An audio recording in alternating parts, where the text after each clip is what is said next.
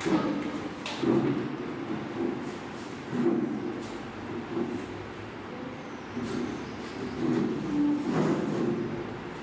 देखो इसमें कौन सा ऐसा नंबर है जो सबसे छोटा कॉमन है, बताओ भाई।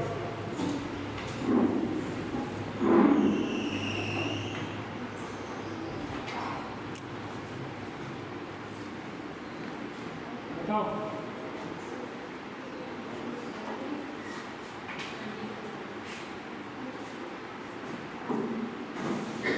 हाँ कॉमन मिला, मिला कॉमन।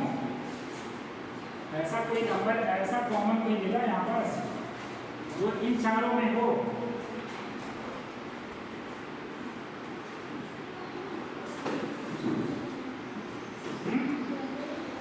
ट्वेंटी 24 मिला तुम्हें सुबह।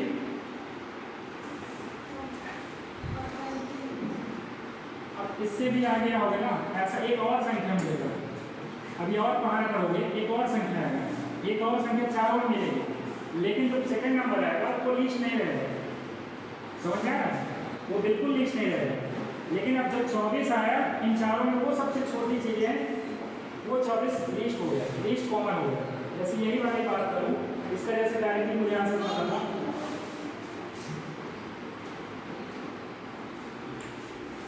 इसका मुझे जैसे डायरेक्टली इसका आंसर पता है, इसका 60 होगा, क्योंकि इसमें देखो 10 छक्का 60 होता है, 20 कहीं 60 होता है, और 30 दूनी 60 होता है ना। 60 ही एक ऐसा नंबर है जो सबसे छोटा, जैसे 120 भी आएगा, 120 भी पहाड़ी में आता है,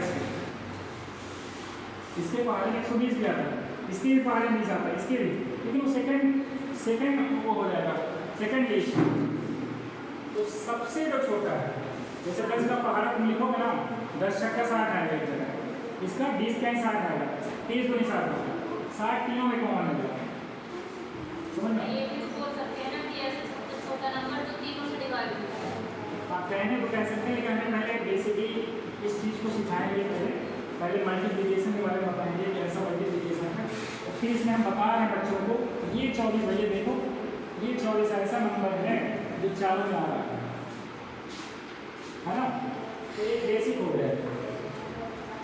बेसिक के बाद अब मैथड्स आते हैं, एक ये मैथड्स है, जैसे हमें मैथड्स आता है कि भाई इसमें देखो, इसमें कौन से कॉमन है हमारे, हाँ ऐसा इसमें भी 10 है, इसमें भी 10 है, इसमें भी 10 है, और देखो अब इसमें 10 का एकदम 10 हो गया, इसमें क्या मिल रहा है, प्राइम नंबर क्या मिल रहा है, 2 मिल रहा है, इसमें प्राइम नंबर क्या मिल रहा है, 3 मिल रहा है, 10 दूनी 20 देते हैं 60।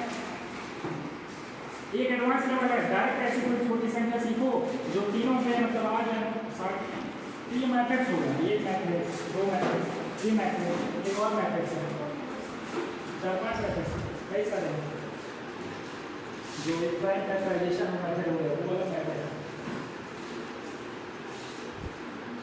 तो ये बेसिक ठीक है, अच्छी बात है, आपको मतलब करने के लिए डायरेक्ट बता रहे हैं। जैसे आप क्वेश्चन कोई भी कराएंगे, जैसे मैं इसको बोल रहा हूँ,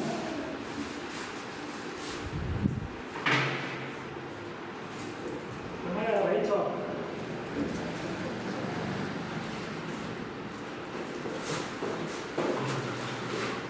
आप मेरे लिए मैं कह रहा हूँ जैसे 3/2 प्लस 4/6 है, 3/2 है 4/6।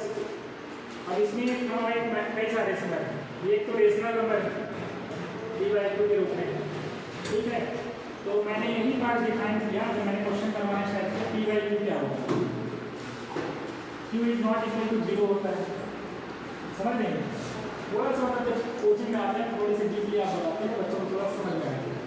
मुझे इसको सॉल्व करना है, हम क्या सिखा रहे हैं, ये 2 और 6 का पहले एलसीएम लेते हैं, एलसीएम लेने के बाद डिवाइड करते हैं, फिर इसके बाद मल्टीप्लाई करते हैं, फिर इसके बाद आंसर देते हैं। एक एडवांस लेवल और है, हम इसी को 6 बना सकते हैं, इसको ही अगर 6 बना लें तो जाहिर सी बात है P/A में आ जाएगा।